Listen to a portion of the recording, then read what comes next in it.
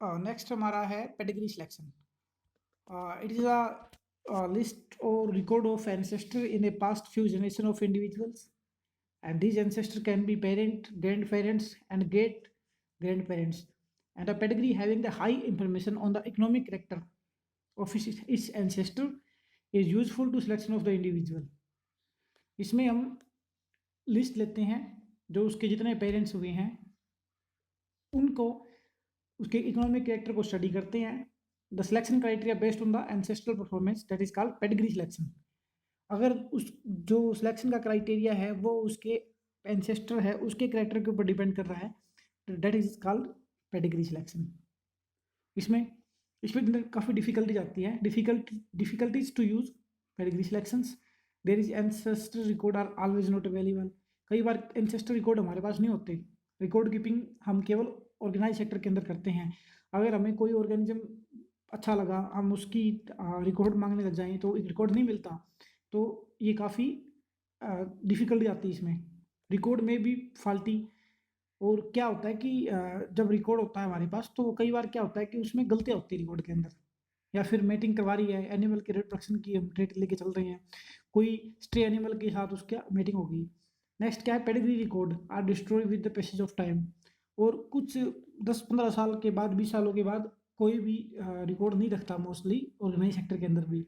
ये भी एक प्रॉब्लम आती है. In most of dairy character have low heritability. और ये प्रॉब्लम तो रहती है. इसके साथ में एक समस्या और भी होती है कि जो जितने भी डेयरी कैरेक्टर होते हैं, dairy character means milk production, calving rate, stress dissection, या फिर मतलब ये जितने भी कैरेक्टर है डेयरी कैटल्स के अंदर इनकी एक एडिटिविटी है वो काफ़ी लो होती है. अब इसके एडवांटेज क्या है, इट्स लेस कॉस्टली. कोई कॉस्टली नहीं ज़्यादा.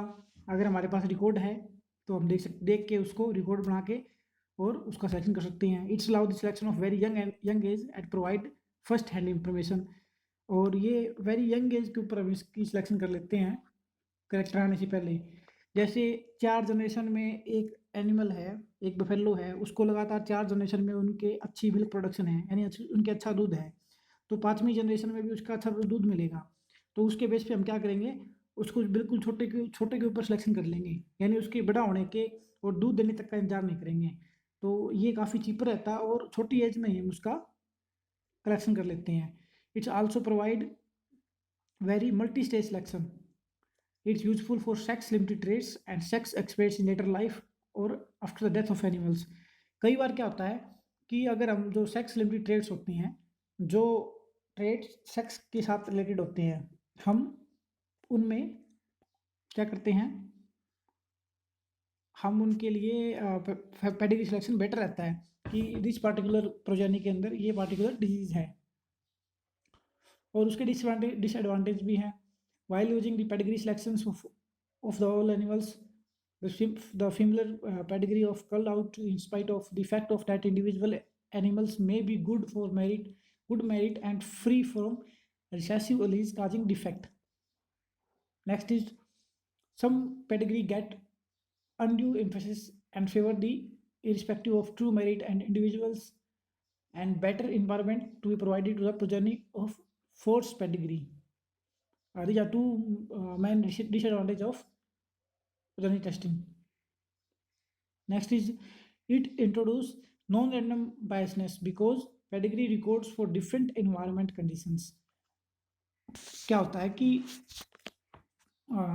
जो नॉन रैंडम बायसनेस होती है ये उसको इंट्रोड्यूस करता है, क्योंकि पेडिग्री रिकॉर्ड है फॉर डिफरेंट एनवायरनमेंट और डिफरेंट कंडीशंस के हिसाब से होता है कि पार्टिकुलर एनिमल्स उस टाइम पे वो एनवायरनमेंट था, उसकी 4 जनरेशन के बाद में एनवायरनमेंट ही ऐसा हो गया, या फिर कोई अलग से कोई क्लाइमेटिक कंडीशन हो गई, तो उसके कैरेक्टर उसके ऊपर भी डिपेंड करते हैं. Next is collateral selection, that is also called family selection. Family selection criteria is to establish the breeding value of individuals, maybe the environment of collateral relative, and and individual collateral relatives which are not related with the individual or direct gene donors on the basis of but recessive gene common form with their ancestor like sib, half sib, or cousin. The procedure to estimate the breeding value of an individual on the basis of family means called family selection. The first one is of family selection is SIB selection. SIB selection means it is a selection of individual on the basis of its SIB's performance. These SIBs may be full SIB or maternal half SIB and parental half SIB. And in this way, SIB selection has two types, that is full SIB selection and half SIB selection. The SIB selection is practiced for the following trait. First सिर्फ selection किसके लिए हम following करते हैं? पहले slaughter trait के लिए, जितने भी स्पोर्ट स्लोटर एनिमल है उनके स्लोटर ट्रेट के लिए देखने हैं. Next is sex limited trait के लिए. Third one is low heritability traits के लिए. And full SIB selection is more accurate than half SIB selections because however the half SIB selection is favored from forming lesions, that is the half cell is more easily, the rate of reading is more in case of related to full SIB selection. और हम family selection second दो कोरेटल में अगर family selection की बात करें तो family selection is selection criteria also known as the family selection if we based on the SIB's performance, thus own performance we can say. And the family selection like SIB selection is two types, that is full SIB selection and half SIB selection.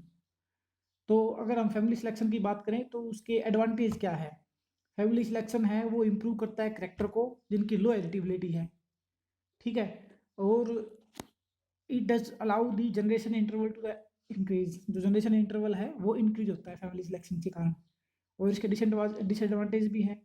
Disadvantage is that it is very costly method to particularly when the breeding space and testing facilities are limited and the limited facilities are reduced intensity of selections and the selection is unit of the selection result the breeding and thus limited the genetic diversity.